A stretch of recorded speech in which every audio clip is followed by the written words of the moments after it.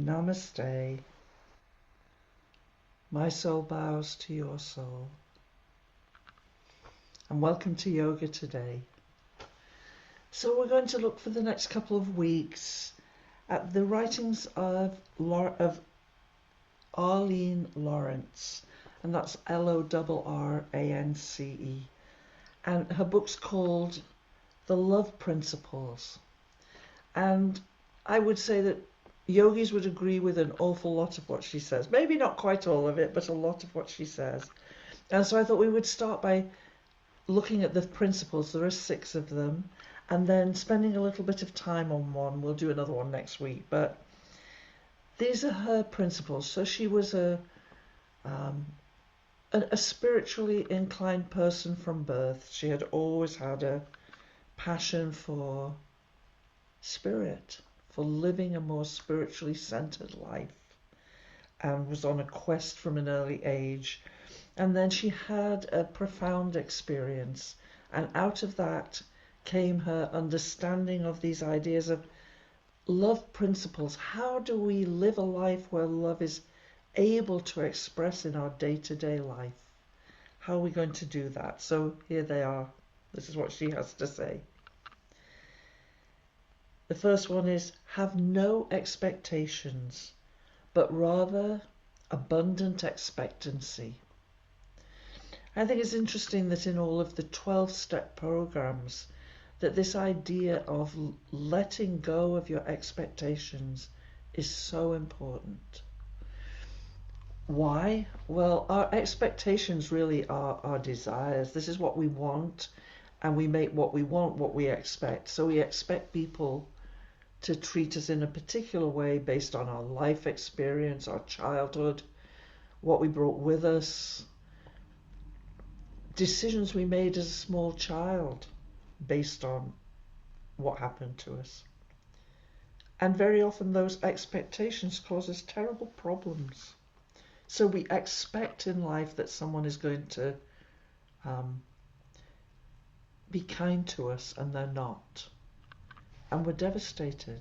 Or we expect that somebody's not going to be nice to us, and even though they are, we don't see their kindness because our expectation was they were not going to be kind.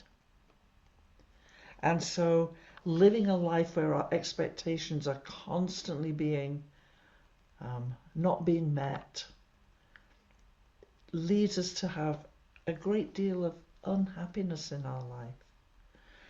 And the thing about so she's saying, have no expectations, and then you won't live this up and down life where you're just constantly on a roller coaster of emotions. But then she says, but rather have abundant expectancy. So it's almost this idea of living in the knowledge, not an expectancy, but the knowledge of the good of the universe, that this is a spiritual world, and that anything that comes your way is for your benefit. And that really goes all the way to number 6. So we're jumping from 1 to 6 because there it says, problems are opportunities. So something that our expectations weren't met, and that's a problem for us. But a problem is an opportunity to grow, to let go of that old habit. You know, you might have a habit of feeling that you're not loved, you're not valued and treasured. And so you may have that expectation. But that problem could be an opportunity for you to realize it's not about the situation you're in at the moment. It's not about the person you are having expectations about. Eventually you get to realize the divine is holding you up. The divine loves you unconditionally. And so you don't need expectations. You are loved. So that's number 1. Have no expectations, but have this abundant expectancy from spirit. And the next one is create your own reality consciously. I think the interesting thing about that is we do create our own reality, but we do it unconsciously because we haven't looked in there to see, do I still feel the way I did as a small child? When my opinion wasn't of value, where some people aren't treated very well as small children. Sometimes it's not all that bad, but the child makes a choice about what's happening, makes a decision, and thinks, what's the point? Nobody really notices. Nobody is interested in me or what I have to say or what I do. Which is a terrible thing for a small child.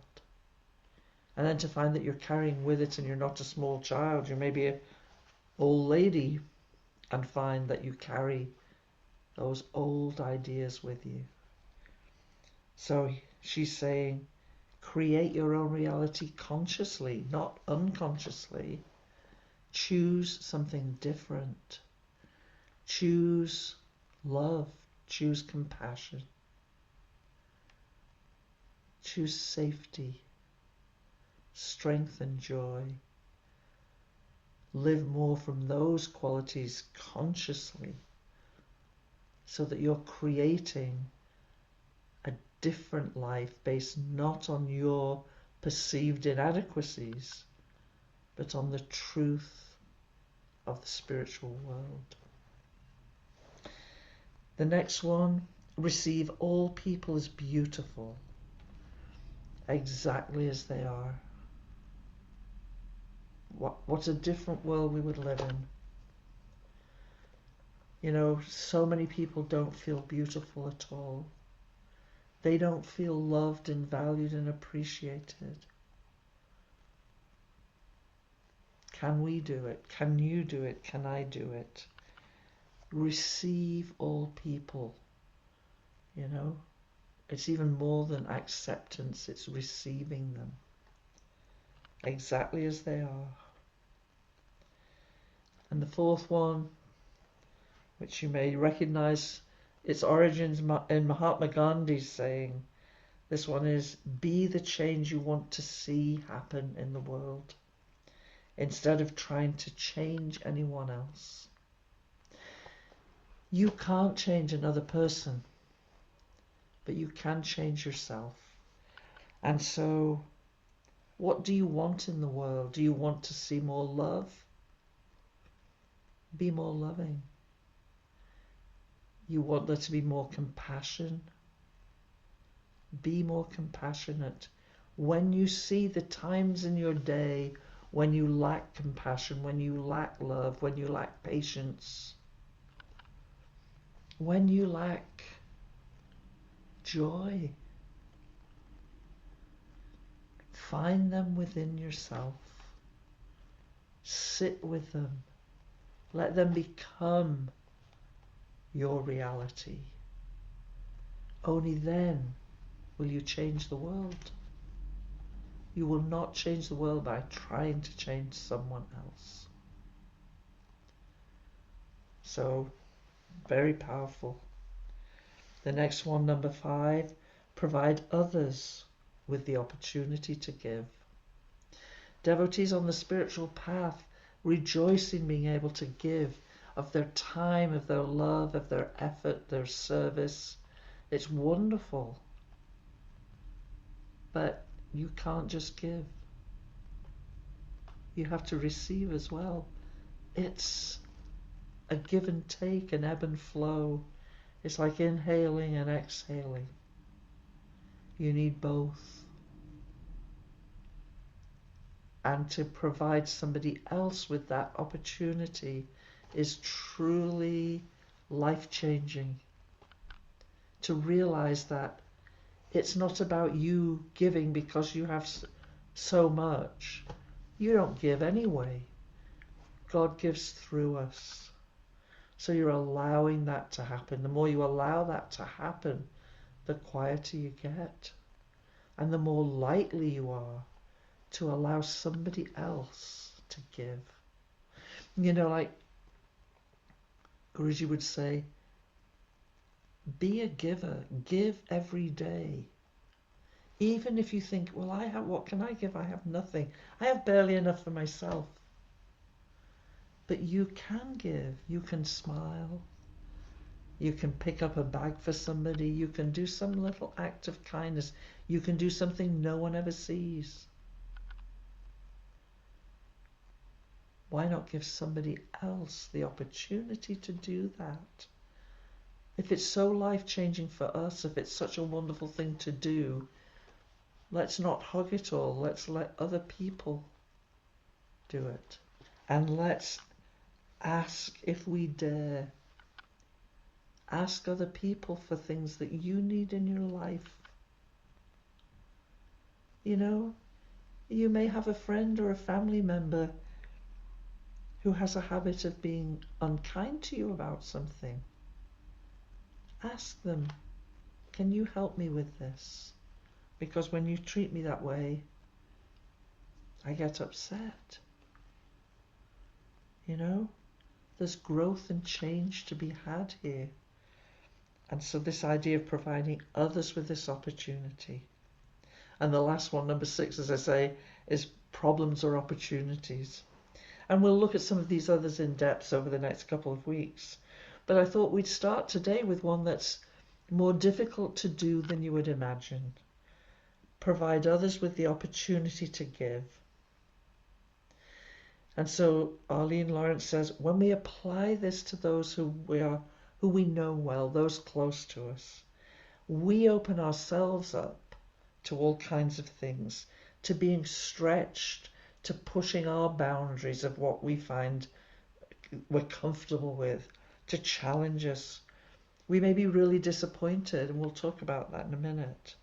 We might be tickled, we might be amused by the responses that we get. Our life may be enriched when we find that what somebody else has to give is something you would never have thought of and enriches your life dramatically. And so we put ourselves on the line when we voice our requests, when we ask someone close to us and say, please will you help me with this? A good thing to practice is ask somebody who is better at something than you are for their help. I mean, there's lots of examples. This is just one. This is from me. And I, as a kid growing up, was not by any stretch of the imagination an orderly, organised person. You know, I was the kid whose dog ate her homework, who forgot to bring her PE kit or whatever it was, you know. There was an awful lot of things that just didn't work very well. And I tried hard, and as I got older, I was better at it, but I wouldn't say I was ever good at it. And when I was working as a dentist in the dental practice, our head receptionist was wonderful at it. Oh my gosh, she was so orderly and organised, she could bring order to chaos. And so I asked her for help. Because I would book to do 2 things at the same time, and even though I had a diary somehow, you know, I had one on the wall at home and one in my phone, and somehow I never had everything on both of them.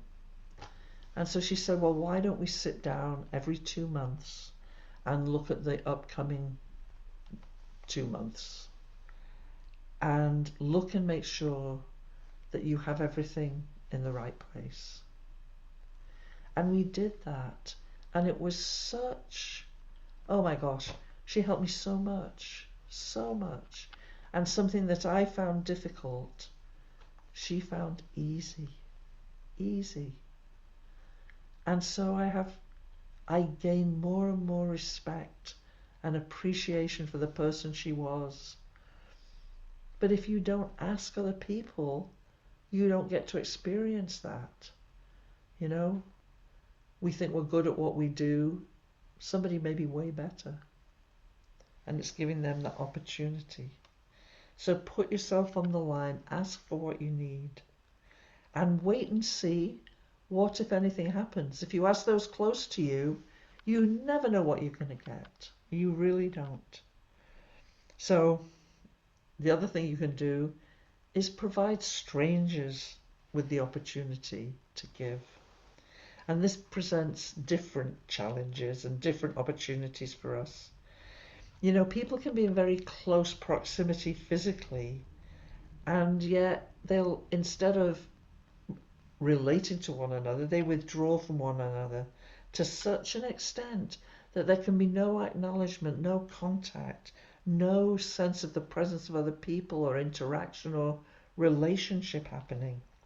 And you find it in crowded places, you find it in elevators, in lifts, in the underground, the subway, in busy city streets, where people are energetically, consciously, physically, mentally, and emotionally pulling in, maintaining their own personal space and not moving out from it to relate to the world and really to relate to their brothers and sisters. We share this planet, we share this walk, this life with them.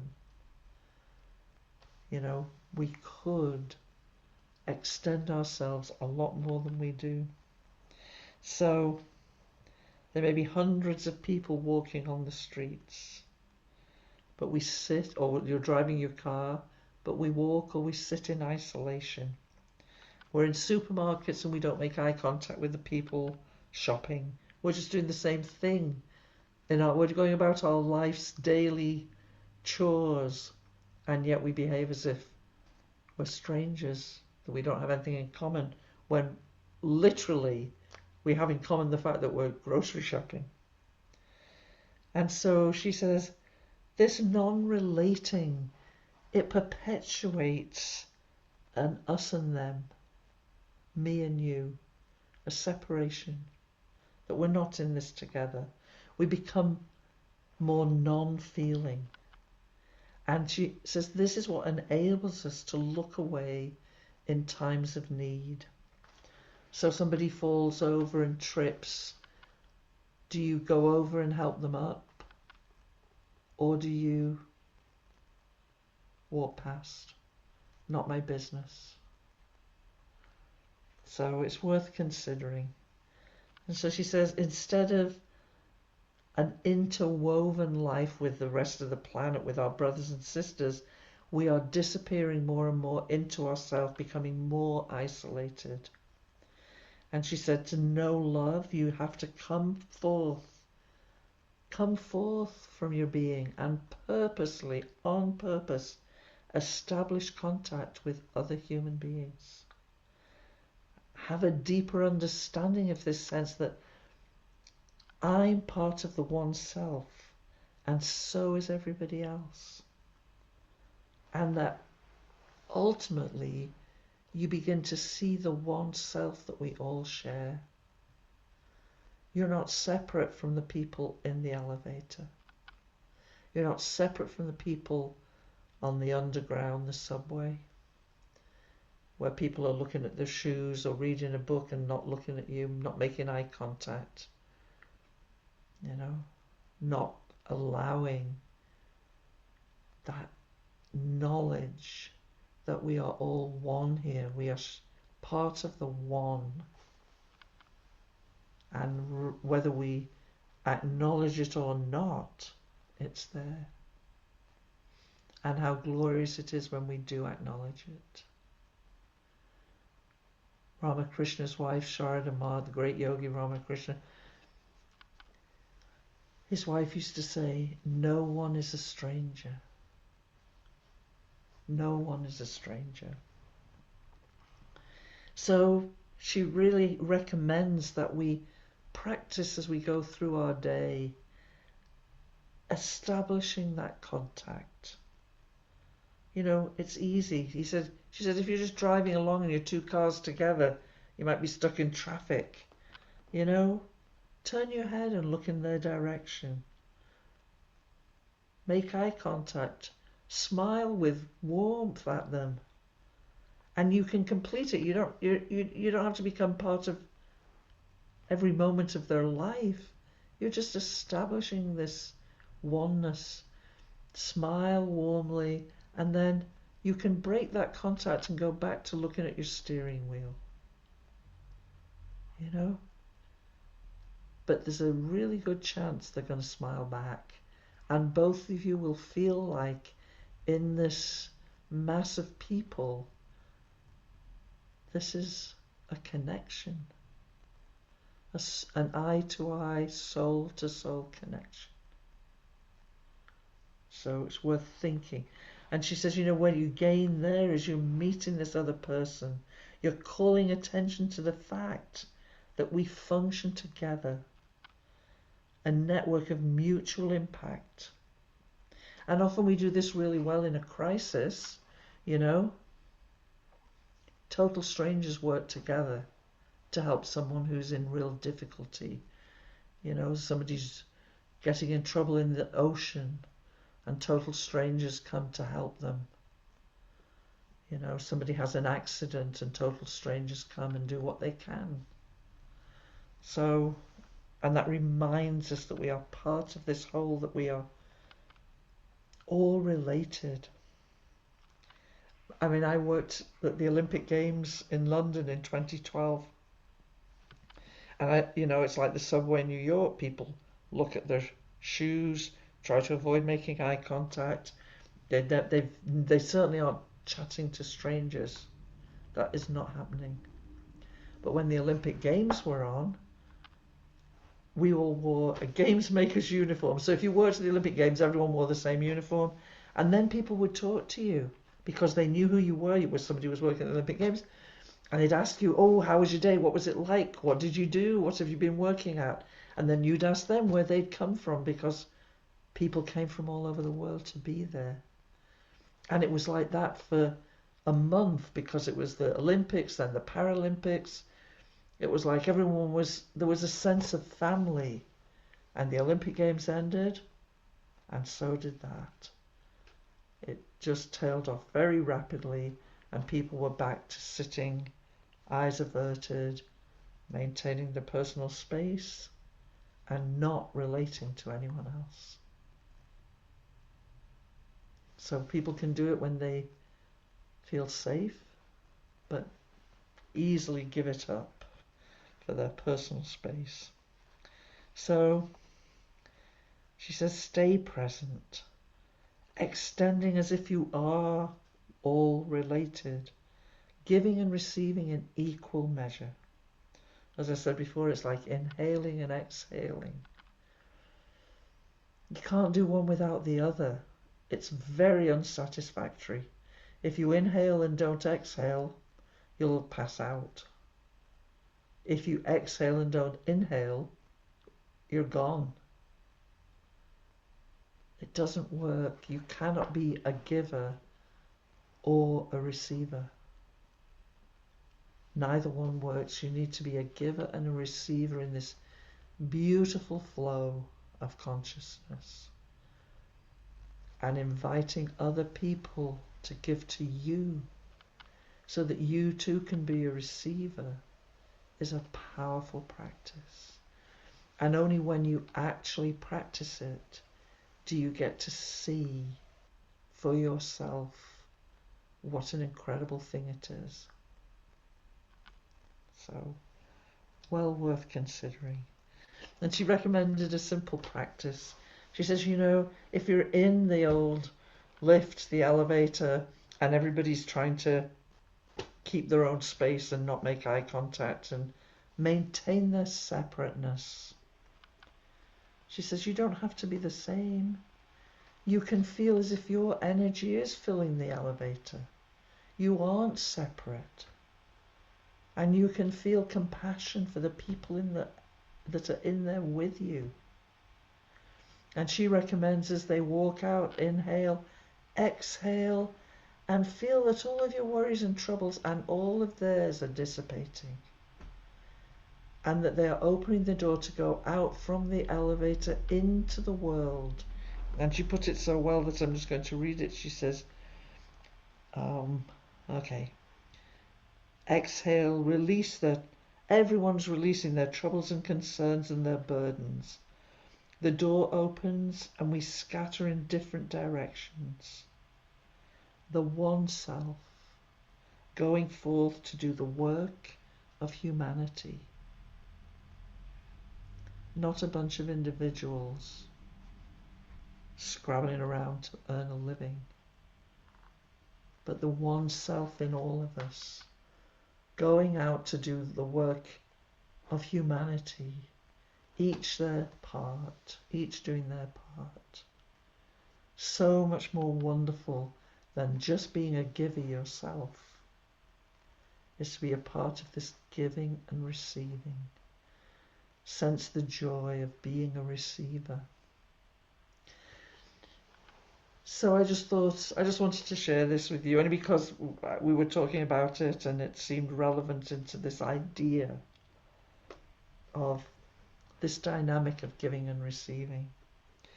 So one of my daughters, when she was 17, had a brain tumor, and she was very ill for a long time. They didn't want to operate on her because they felt that the surgery would cause more damage and that, it could be catastrophic for her. And so for 10 years she had a brain tumor. And eventually the challenges of the treatment, the medication, she was still having seizures, and they said, enough now, we have to operate. Because now, even if there are problems, she can't go on this way. And so she had a daughter, and her sister, she lived with me, her sister, and her daughter. And so the decision was that I would take her to the hospital and stay with her during the surgery, and her sister would stay home with her daughter. It seemed like a good idea at the time, but it wasn't.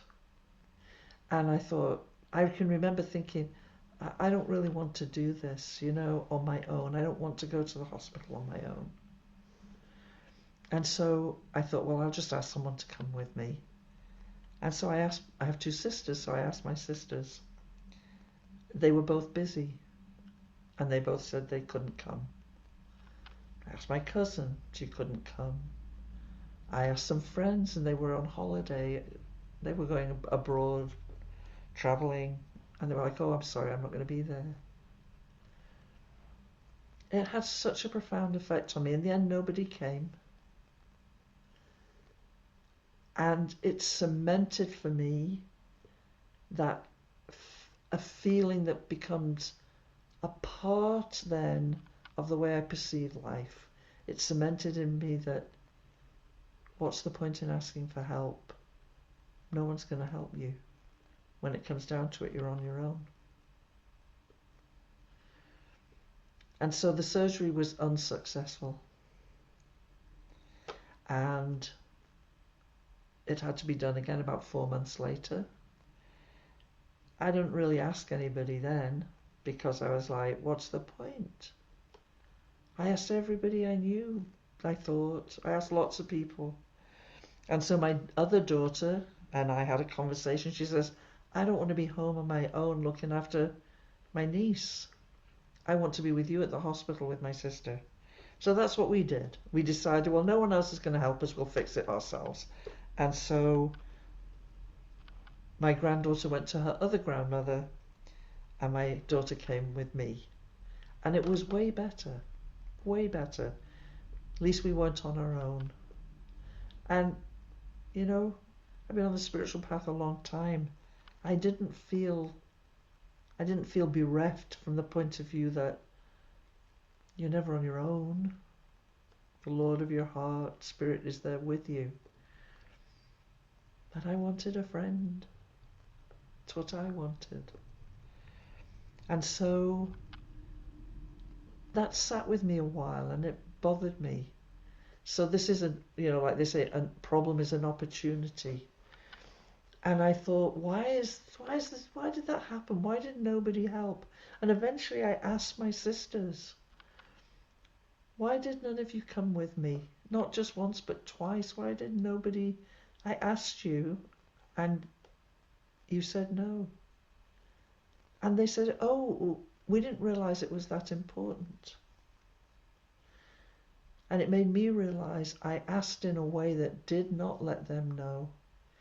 I was quite casual about it. It was almost like, oh, I have to go to the hospital. My daughter's having brain tumor. You want to come with me? I didn't humble myself. I didn't, I wasn't willing to say what was really happening for me, which was, please come with me. I need your love and support. I don't want to do this on my own.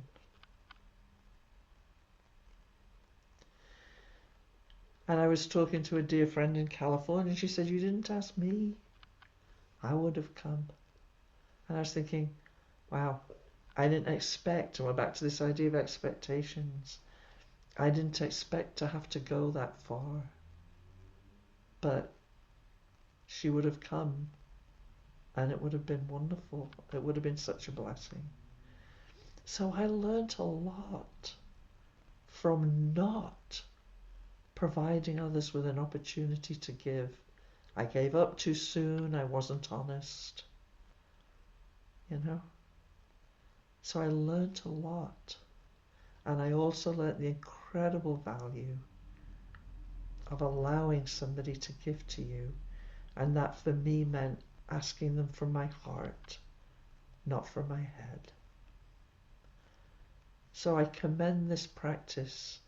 Try it. Stretch yourself. Put yourself outside your comfort zone. Be willing to ask somebody to give to you when you need it. Namaste. May you have a wonderful time with this practice. Jai.